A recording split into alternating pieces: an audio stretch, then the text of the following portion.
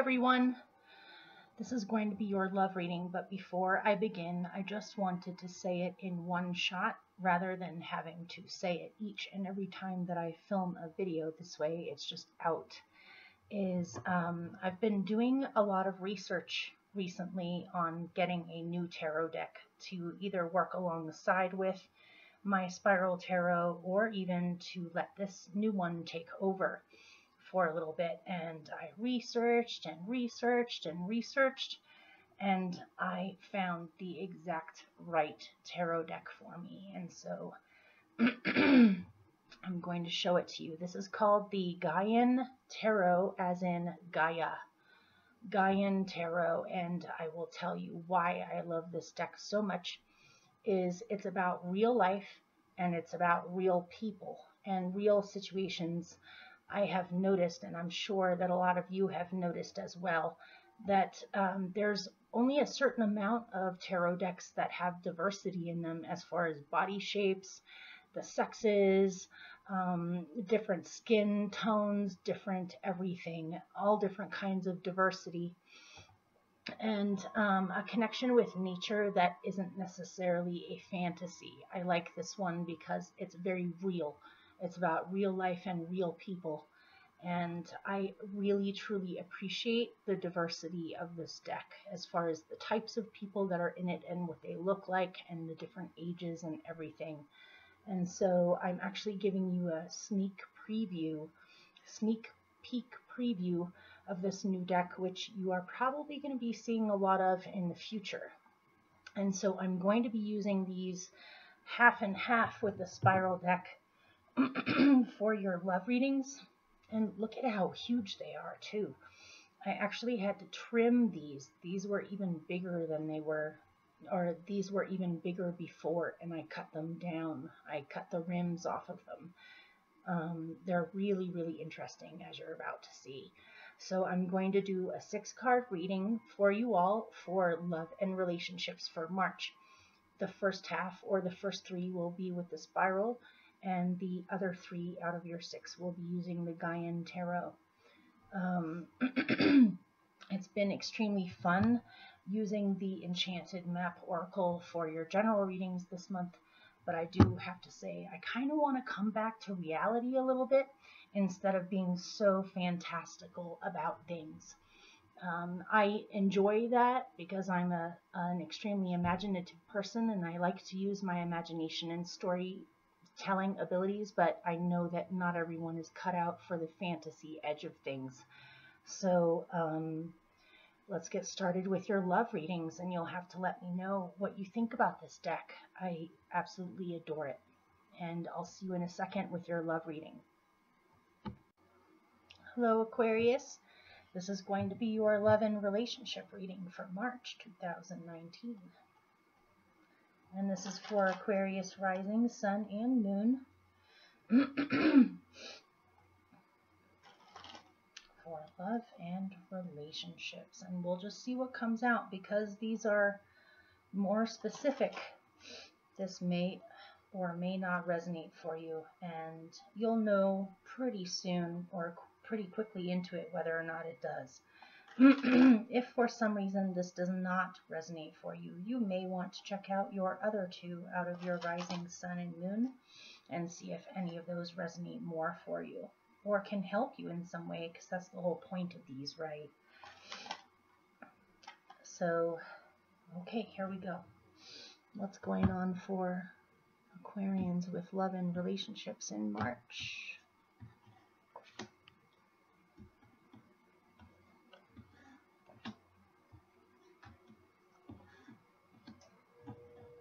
Okay.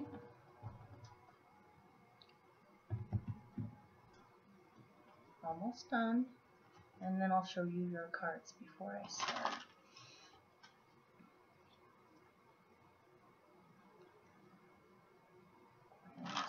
Relationships. Okay.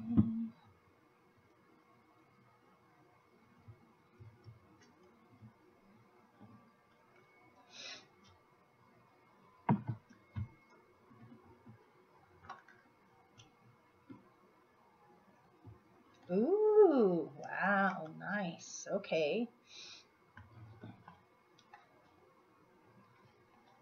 I don't even think I need to pull clarifiers on this, really.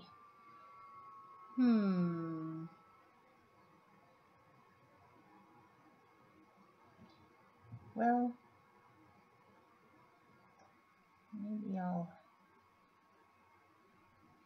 maybe I'll pick one. Okay, that makes sense. Here are your cards. Your 6 cards. I'm going to keep your clarifier a mystery. You have the 2 of Swords,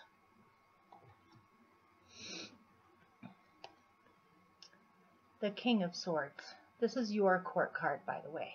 This is the Aquarius card. The Ace of Pentacles.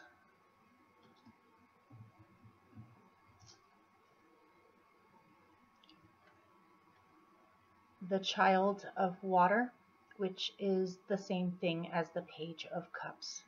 Same exact message. I love this deck. I love the wording too. So you have the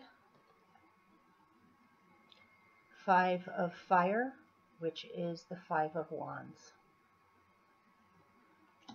And your 6th card is the Lovers. So here we go.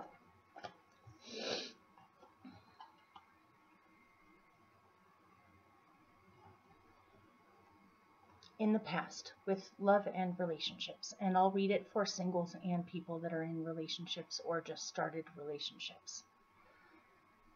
For those of you that have been in long-term relationships or in a relationship for a while, it specifically right off the bat, I'm getting that perhaps some of you have either wanted to have a child or are ready to have a child and your partner isn't sure if they want children.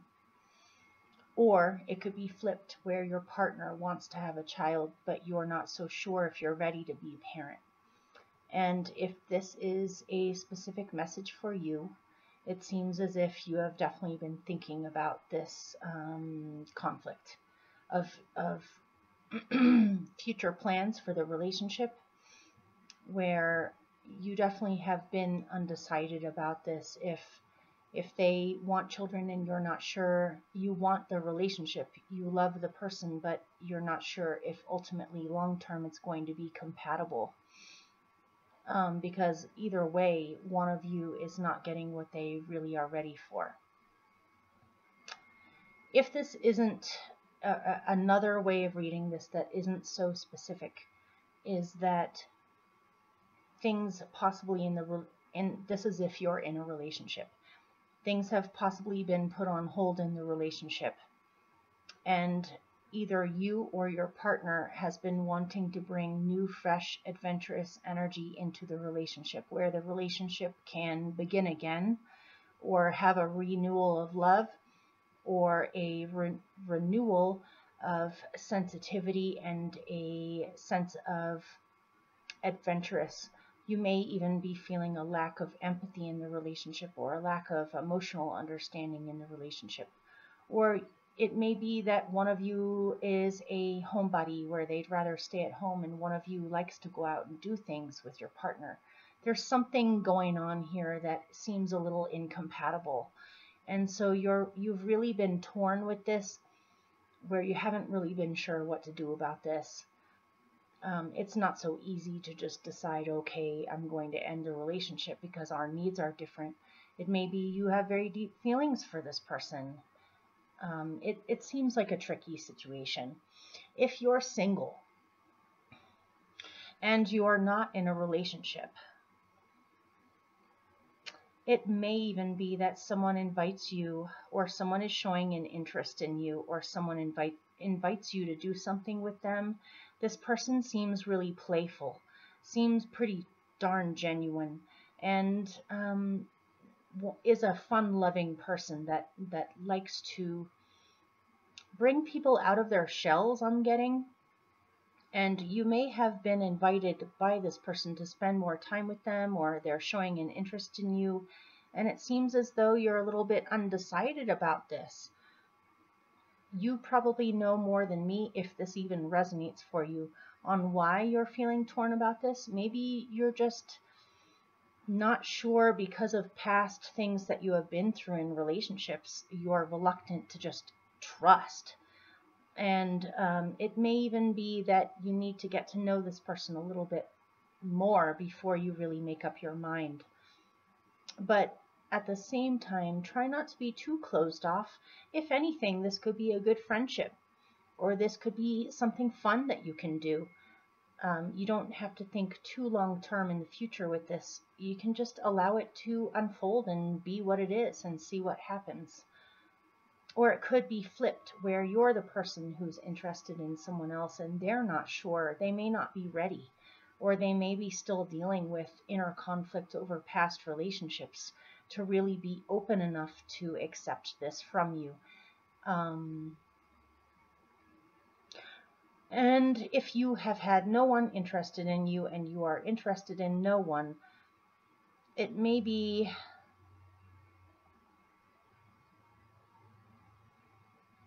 that this is going on with yourself. That part of you wants to get out there and meet people and be interested in relationships, but another part of you may still be healing from past issues with relationships, and so you may not be ready yet. But it seems as if you're definitely thinking about it, or you're torn about it. So this is in the recent past. Presently,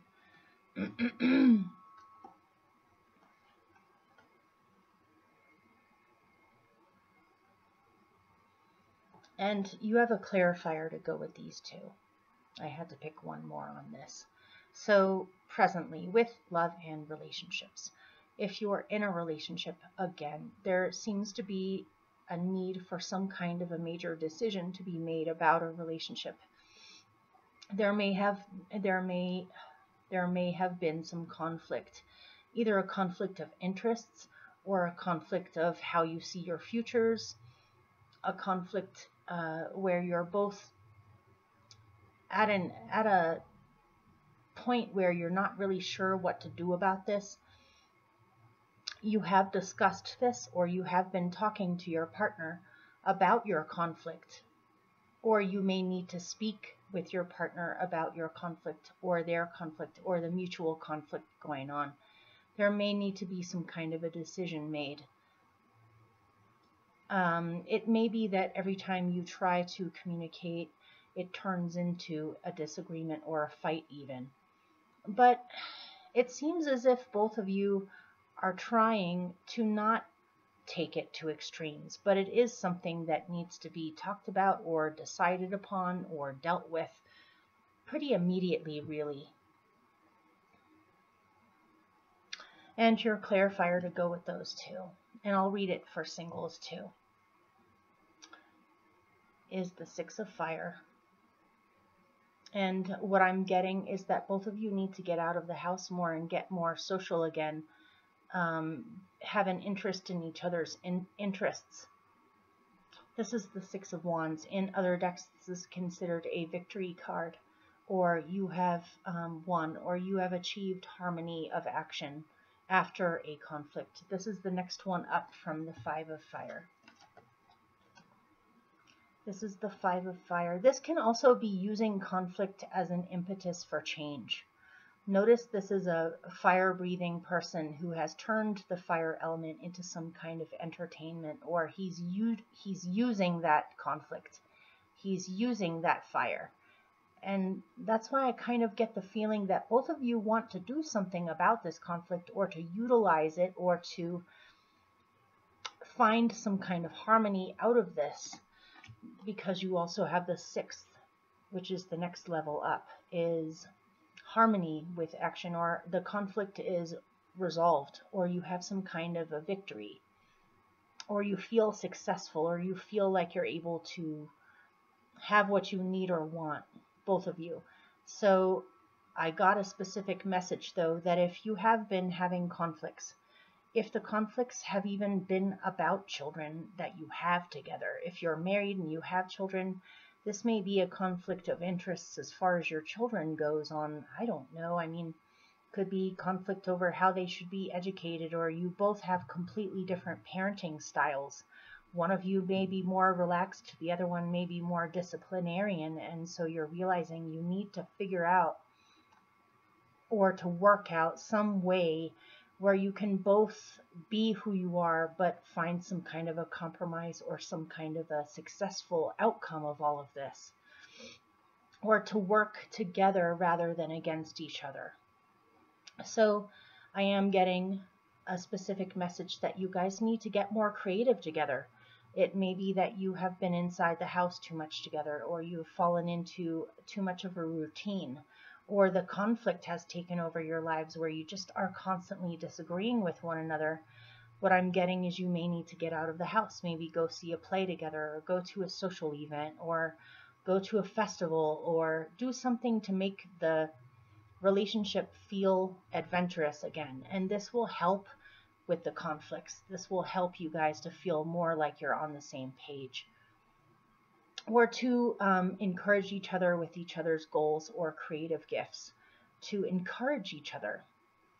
So if you are single and you're not in a relationship, it seems as if you have made up your mind that you no longer want conflict. Perhaps one of the reasons on why you've been torn about relationships in the recent past is because you may not be completely ready yet, as in getting over conflicts that have happened in the past. It may be that you have decided that you cannot continue to have relationships that have some kind of conflict in them. And what you do want is this. You want enjoyment, you want fun, you want upliftment, you want everyone to feel creative, you want someone who builds you up rather than butting heads with you. Maybe you've been through some kind of a relationship in the past where there was a whole lot of fighting or conflict of interests, and now this is what you want and you've decided this. You would rather be alone than be in a relationship where there's that much conflict, or a conflict of interests, or a conflict of personalities. Instead, you want someone who feels like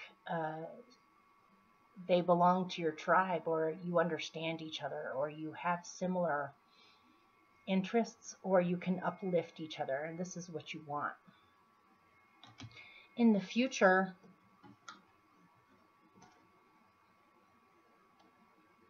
looks pretty good to me, you guys. You have the Ace of Pentacles over the Lovers. This, for me, this emphasizes more of the actual term lovers. These are partners right here. This card still has the traditional tarot meaning of a major choice, but from what I can see in this picture, these people have chosen to be together. These people truly love each other. You can tell. The way that they hold each other, the way that they're smiling. This might even be the day of their marriage, or the day of something happy happening in their relationship. So I'm getting a real working together here, or a real mutual appreciation.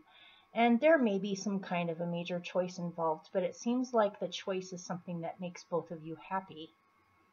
If some of you have had some kind of a conflict over having children, or where things are headed in the future, it seems as if they come around. Whether it's you or the other person, you may decide to make a home together. I'm looking at the Ace of Pentacles here. You may decide to have this relationship continue to grow and to create a home together, create a family together. Say that this is your relationship now. It seems solid and mutual, and like it's growing in the future. You may even, for some of you, you may find out that you're having a baby. Or someone may propose to you, or you may decide to get married or commit to the relationship, so to speak. But this seems like there's a lot of love there, and a lot of seeing eye to eye, and a lot of companionship in there, as well as the romance. You may choose that this is the relationship for you. If you are single, you might very well be meeting someone in the very near future that seems like you can really see you can really see something going someplace with this person. This is someone that you feel comfortable with and someone you appreciate.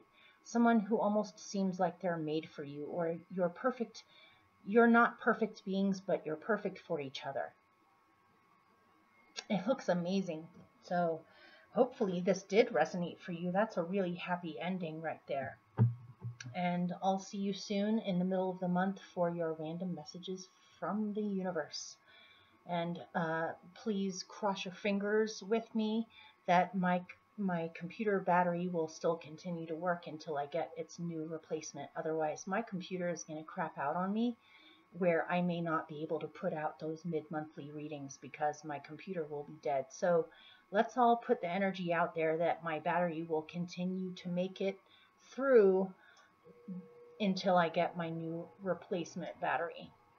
Okay, Mercury retrograde. So I'll see you guys soon. I wish you all the best. Many blessings.